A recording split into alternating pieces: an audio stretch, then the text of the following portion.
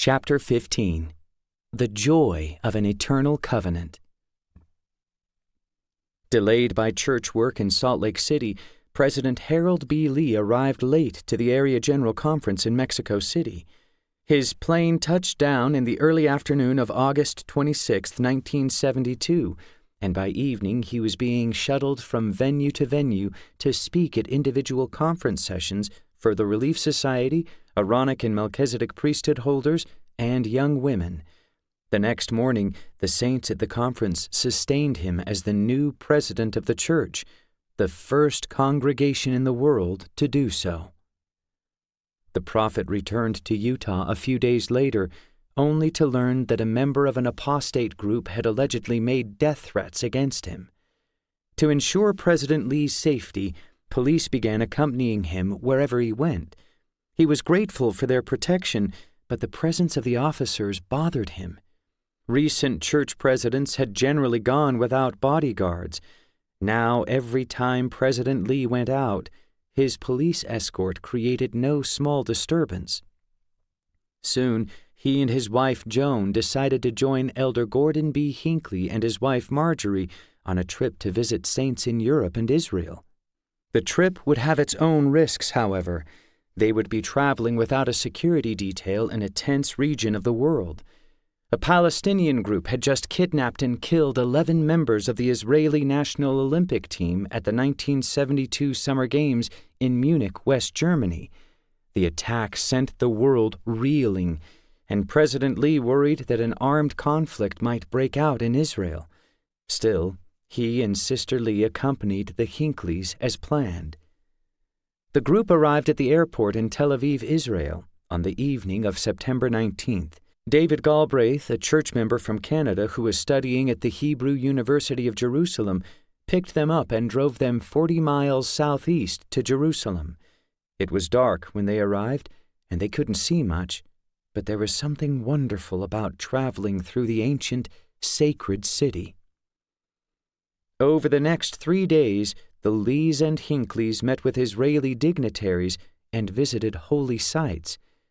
Teddy Kollek, the mayor of Jerusalem, told President Lee that he had heard the story of Apostle Orson Hyde offering a prayer on the Mount of Olives in 1841. President Lee told him that the church wanted someday to build a monument or a visitor center in the city to commemorate the prayer. "We are trying to acquire property on the Mount of Olives to create a park for meditation," Mayor Kollek said. "It might be possible to have a monument with this inscription in the park." On the evening of September 20th, David and a small group of saints living in Israel met with the Lees and Hinckleys at a garden tomb some believed might have been the place Jesus was laid after the crucifixion. A sense of holiness rested over the group. They could imagine seeing the Savior's lifeless body being carried to the tomb, or Mary Magdalene returning to the garden on the third day and beholding the resurrected Lord. At the tomb, President Lee organized the saints into a branch, with David as their president. Although there were no more than 30 permanent church members living in the country, groups of BYU students had recently started coming to study in the Holy Land for a few months at a time, more than doubling the number of saints at the meetings. President Lee believed the branch would lay the foundation of a great work in the region. "When people ask you who you are," he counseled, "don't say members of the Mormon Church or of the LDS Church, but say the Church of Jesus Christ of Latter-day Saints." After the meeting, President Lee returned to his hotel room, exhausted. He had been feeling some severe pain in his lower back for several days, and he had developed a painful cough and shortness of breath. Now, with the onset of the fatigue, he worried that something was wrong. Later that night, at Sister Lee's insistence, Elder Hinckley came to their hotel room and gave President Lee a blessing. The next morning, President Lee coughed up some blood and felt instant relief from his shortness of breath. Soon, he was doing well enough to join David and the Hinckleys for a sightseeing tour of Bethany, Jericho, Capernaum, Nazareth, and other sacred sites. The next day at breakfast, he told Elder Hinckley he had experienced a miracle. He felt as if he had been on the brink of death, but through Elder Hinckley's blessing, the Lord had restored his health. "We had come to the land of miracles to witness a miracle within ourselves," he said gratefully. They would be leaving Jerusalem that evening, so they spent the time they had left walking where Jesus had walked. They visited Gethsemane, the tomb of Lazarus, Bethlehem, and the remnants of the wall surrounding the temple. David then drove them to the airport, and they caught a plane to Rome, their faith renewed from all they had seen and experienced in the Holy Land. On November 7, 1972, Ardith Capp heard the telephone ring as she entered her apartment in Bountiful, Utah. Francis Gibbons, the secretary to the First Presidency, was on the other end of the line.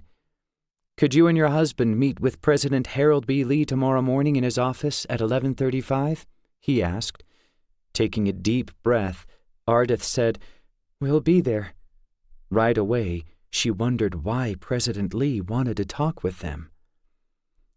She and her husband Heber were teachers by profession. Although they were still relatively young, she was 41 years old, they had served actively in the church for many years. She was a member of the education faculty at Brigham Young University and served on the church's youth correlation committee. He was a former bishop and now a counselor in the stake presidency. When Heber came home, Ardith told him about the telephone call. She thought President Lee might ask him to serve as a mission president. Heber did not think so, but he worried that they might have to move. They were in the middle of building a house and would have to abandon the project if called on a mission. Heber was doing most of the construction work himself, and they could not afford to pay anyone to finish it. Ardith passed the night sleeplessly, reflecting on her life. The Lord had always helped her with her trials. As a girl living near Cardston, Alberta, Canada, she had failed 2 grades in school. Few people had expected her to excel at her studies, but with God's help, she had recently earned a master's degree in curriculum development. But that had not been her greatest struggle. Although she had always wanted a large family, she and Heber had never been able to have children, despite frequent prayers for a miracle. For a while they had thought about adopting, but every time they sought the Lord's guidance on the matter, they received a stupor of thought. They felt judged by neighbors, friends, and family who called them selfish for not having children. Only an eternal perspective of God's plan had brought them the peace and acceptance they needed to cope with their pain. On the morning of their appointment with President Lee, Ardith and Heber were nervous as they arrived at the church administration building, but they were willing to accept any assignment from the Lord. President Lee greeted them warmly and invited them into his office. "Try to be relaxed," he said. "I'm sure you know this is not just a casual visit." He then spoke about the need for frequent organizational changes in the church to keep pace with its rapid growth. The church's youth program particularly concerned him. He believed the church needed to do more to strengthen young people and prepare them to serve in the kingdom of God. For this reason, the mutual improvement associations were being restructured to place them under the direct supervision of General Aaronic and Melchizedek priesthood leaders. As she listened to President Lee, Ardith wondered what he was going to ask Heber to do. Whatever he wants him for, she thought, I'm sure he can do a good job, and I'll be willing to support him. President Lee then called Ardith to serve, catching her by surprise. She was the reason he had called them into his office? President Lee explained that Ruth Funk had recently agreed to serve as general president of the Young Women's Mutual Improvement Association. Having worked with Ardith on the correlation committee, Ruth had recommended her to serve as second counselor. The new presidency would have their offices on the 19th floor of the church office building. a recently completed skyscraper in downtown Salt Lake City. Overwhelmed, Ardith accepted the call, grateful for the trust it represented. A short time later, the church officially announced the reorganizations of its youth programs. Before this time, the YWMIA had operated under the supervision of the First Presidency. Now, as part of the correlation of church organizations, the YWMIA and YMMIA would coordinate their efforts under the direction of the presiding bishopric and ward and stake priesthood leaders. The new structure also drew distinctions between Melchizedek priesthood MIA, or single adults older than age 18, and the Aaronic priesthood MIA, or young men and young women between the ages of 12 and 18.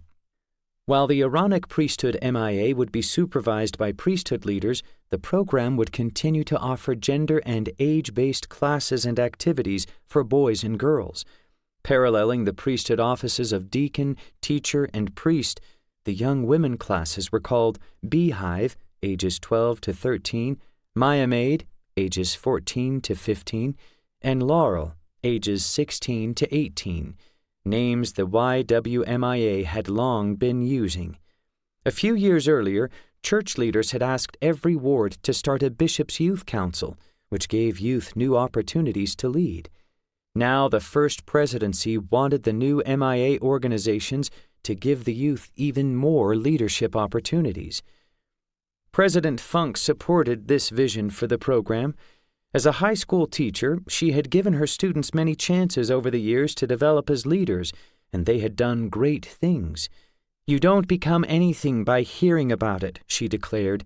"You become by doing it." The principle was something Ardith could take to heart too. Not long after her call, she accepted an assignment to attend several regional conferences in the United Kingdom. She was nervous about the trip because she was new to her calling. But then she remembered the words of Nephi in the Book of Mormon. "The Lord giveth no commandments unto the children of men, save he shall prepare a way for them, that they may accomplish the thing which he commandeth them." "I've known that all my life," she told herself, "but I need to know it now." After their baptisms, Elvesio and Juda Martins found that other Brazilian saints often wanted to discuss the church's priesthood and temple restriction with them. Some people wondered how the family could stay faithful in the church when neither Elvesio nor their son Marcus could be ordained to the priesthood. A few, upset by the Martins' devotion, criticized or mocked them. "If I were in your situation," one man told Elvesio, "I don't believe I would stay in the church." Still, many fellow saints admired the Martinses for their strong testimonies and commitment to their callings. 4 months after they joined the church, Elder Bruce R. McConkie, the newest member of the Quorum of the 12 Apostles, had come to Rio de Janeiro to organize the 5th stake in Brazil. At the time, Elvesio did not fully understand the difference between a district and stake, but he agreed to serve as a counselor in the stake's Sunday school presidency. Juda, meanwhile, accepted a call to serve in the stake primary presidency. The new stake covered an immense area, stretching thousands of square miles. Elvesio's and Juda's new callings gave them the opportunity to visit the stake's many far-flung wards and branches. Often, Elvesio would pick Juda up at the bus stop late at night as she returned from fulfilling an assignment. Though the new demands on them were difficult, the Martinses were happy to serve. Their baptism had also changed their relationship with family. Juda's family members did not like that she joined the church, and they tried to persuade her and Elvesio to abandon their new faith, predicting that tragedy would befall them otherwise. Some in her family even warned that God might take their son Marcus's life. But the Martinses felt comfortable among the saints. The branch members embraced them so warmly that Elvesio had first wondered if his family was receiving special treatment because of his prominent professional status. After he was assigned a menial task at a branch activity, however, he realized that his family was not being treated any differently. One day, a friend at church told Elvesio, faithful members like you have demonstrated your claim on the priesthood to the Lord. I have no doubt that one day you will receive the priesthood." Helvesio and Juda appreciated the support of their friends and fellow church members, but they preferred not to dwell on the question of when or how black saints would receive the blessings of the priesthood. They had faith that God would someday fulfill all his promises. Still, the Martinezes kept their expectations low to protect themselves against disappointment and heartache. They believed that the full blessings of the priesthood and temple would come to them in the millennium. Until then, they simply prayed for more faith and the strength to serve in the church. After the Rio de Janeiro stake was organized, Helvesio and Juda made appointments to receive their patriarchal blessings. When Valmir Silva, the stake patriarch, blessed Helvesio and Juda, he promised them that they would live together on the earth in the joy of an eternal covenant. The promise was beautiful, but the family arrived home feeling confused. Because of the priesthood restriction, Helvesio and Juda could not enter the temple and did not expect to make temple covenants during their mortal lives. What could the patriarch have meant? 7 weeks later, 14-year-old Marcus visited the patriarch's home to receive his own blessing. As the patriarch blessed him, he promised Marcus that he would have opportunities to preach the gospel and bear his testimony of truth. Helvesio and Juda interpreted this promise to mean that Marcus would serve a mission, but that, too, seemed impossible. Marcus could not serve a mission unless he held the priesthood. The Martins family did not want the patriarch's words to upset the steady, peaceful rhythm of their lives.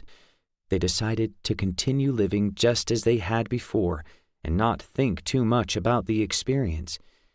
And yet, Helvesio and Juda did not want to ignore the promises they had been given. Just in case, they quietly opened a new savings account, a missionary fund for Marcus. Christmas Day, 1973, passed quietly for Spencer W. Kimball.